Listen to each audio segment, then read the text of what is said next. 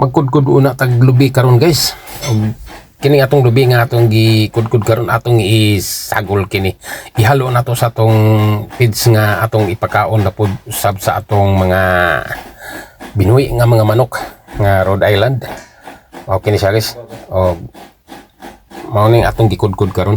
Ato kining haluan og feeds para nga makadaginot kita sa atong pagkaon sa atong mga manok. Ekonomiya kini guys, basta naaragyoy lubi kuniyog ang atong ihalo sa ato ang feeds.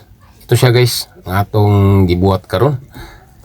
Ato mo nang hinahalo mo na ang ating niyog, ating lubi, atong gihalo sa atong feeds.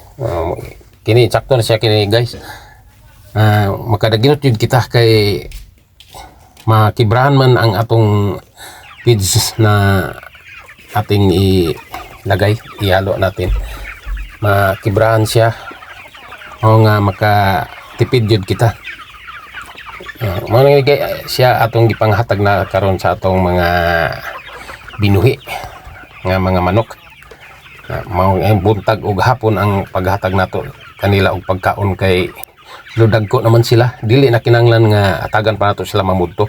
Kalas na kayo kung maghatag pa kita nila sa udto og nga pagkaon. Buntag hapon lang, kinanglan ra nga may tubig jud sila permi. Sa mudto kinahanglan silang naarag jud sila tubig, dili sila mamad-an ang ilang ilimnan kay mao kini makadaot pud sa atong mga manok kung wala sila tubig na mainom permi.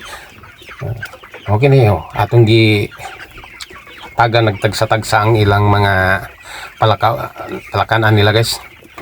Okay na atong buhat nato sa kada buntag o kada hapon nga obligasyon nato sa pagpakaon nato sa atong mga manok nga Rhode Island nga karon.